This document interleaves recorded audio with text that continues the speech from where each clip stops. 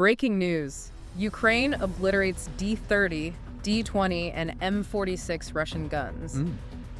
It is February 3rd, 2026, and what we're looking at here feels like a really pivotal moment on the Eastern Front. It really does. This is modern precision, just colliding, well, violently with old Cold War steel. And it's not just a skirmish. This looks systemic. It's a systemic dismantling of what was supposed to be Russia's one overwhelming advantage artillery mass. Exactly. And before we really get into the wreckage, I have to say this. If you want to stay ahead of the curve on this war, Omar, subscribe to Defense Reports.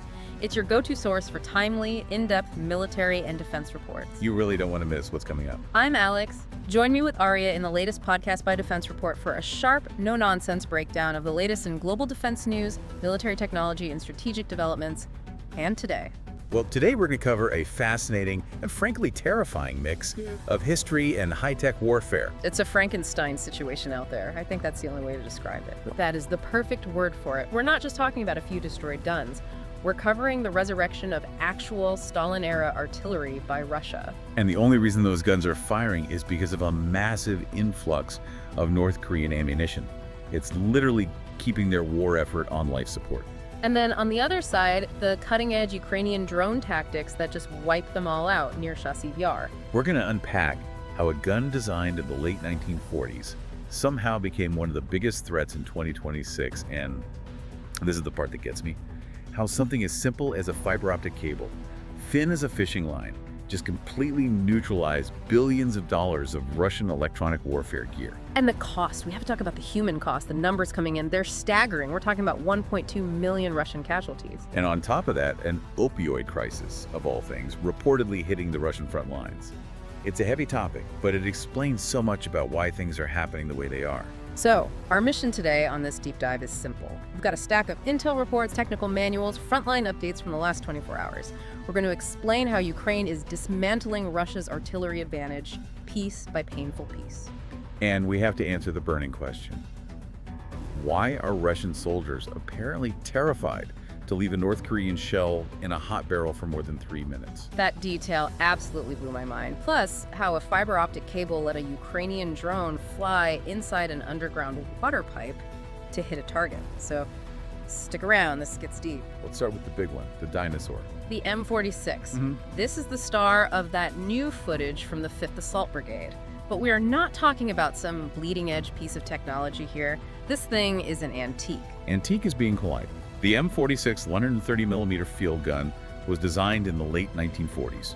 The West first got a look at it way back in 1954. 1954. So to put that in context, that's the same year Elvis Presley released his first single. That's the one. So why on earth are we talking about it in 2026? Why is Russia dragging these museum pieces out of storage? Is it just, are they that desperate? Have they run out of everything else? That's part of it, for sure, but it's not the whole story. The M-46, despite its age, has a superpower. A superpower? Range. It's what military folks call a true gun. Okay, pause there for a second. Let's unpack that.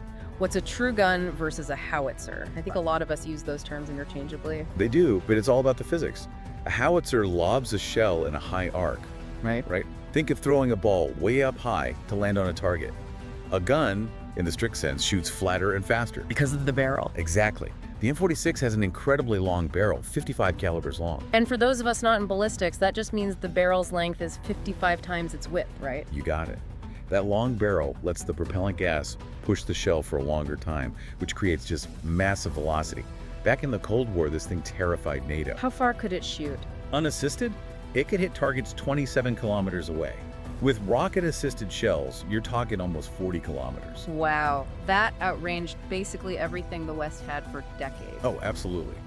It was the sniper rifle of artillery, designed for counter-battery fire, killing other guns from a safe distance. But it had one fatal flaw for modern Russia. Which was? The caliber, 130mm. It's a non-standard size. Russia stopped making that ammo years ago when they standardized on 152 millimeters and 122 millimeter. So they have this amazing gun, but no bullets. Or, well, they didn't. But looking at the satellite imagery from the Planovaya storage facility, something obviously changed. Right. Analysts have been watching these depots like hawks, and they've seen at least 380 of these M-46s get pulled out of deep storage. 380. And that tells us two critical things. First, you're right, Russia is burning through the barrels on their modern guns. They fired so many shells that their 152 millimeter barrels are they're worn out. And when a barrel wears out, it's not that it just breaks, right? The accuracy just goes to zero. It's gone. The rifling inside the grooves that spin the shell gets stripped away. The shell starts to wobble. So instead of hitting a tank, you're hitting a random field 300 meters away. It's useless. So they're desperate for any tube that can shoot straight. They're desperate for fresh steel. But the second thing this tells us is that they must have found a source for the 130 millimeter ammo. You don't field 380 giddy guns. You can't shoot. It's a logistical waste of time. And that, of course, brings us to the North Korean Express. This is the lifeline, isn't it? It is the only reason Russia can keep up its rate of fire. Since late 2023, open source intel has tracked 64 separate shipments. On those ships like the Angara and the Lady R running that dark route from North Korea to Russia. That's correct. And the volume is just mind-boggling. Yeah. We're estimating somewhere between 4 to 6 million artillery shells have been delivered. 6 million shells. That's more than the entire European production capacity combined for that whole period. It is. And to put it in perspective, Ukraine's intelligence chief said that North Korean ammo now accounts for about half of all Russian artillery fire. We're even hearing reports from some units that on certain days they're using 100% North Korean shells. So this Frankenstein army is a 1950s Soviet gun firing a 2025 North Korean shell. But this isn't a perfect marriage, is it? You mentioned this 3-minute rule. What is that all about? This is where the gritty reality of using North Korean manufacturing really hits the Russian soldier in the face. Gunners were recently issued these new 60-page manuals just for using North Korean ammo with the M-46. A whole new manual for old tech. And in it, there's a crucial warning in bold text. Do not leave a shell in a hot barrel for more than 3 minutes. 3 minutes? That seems incredibly short. What happens at 3 minutes and 1 second? A cook-off. The propellant inside these North Korean shells is it's unstable. The quality control isn't there. So when the funnel is hot from firing, which it always is in battle, that heat soaks into the shell casing. And the propellant just ignites on its own. The whole thing goes up. It blows the breech, destroys the gun, and kills the crew instantly. We've seen reports of barrel bursts, totally erratic ballistics. The Russian crews are reportedly terrified of their own ammunition. Just imagine that psychological burden. You're trying to fight a war, but in the back of your mind, a stopwatch is running. If you don't fire fast enough, your own gun kills you. It completely changes their tactics. It slows down their rate of fire because they're hesitant to load the gun until the absolute last second. And it lowers accuracy because now they're rushing the aiming process. So the M-46 has this amazing theoretical range, but the ammo itself basically negates that advantage. They're just spraying and praying, essentially. And that inaccuracy, I guess, that creates an opening. Which brings us right to the breaking news from February 2nd and 3rd. The strike near Chasiv. This feels different. This was a tactical masterclass by the Ukrainian 5th Separate Assault Brigade. So set the scene for us. Why Chasiv? It's been a hot spot for ages. It's all about the geography. Chasiv is on high ground. They call it the Donbass Ridge.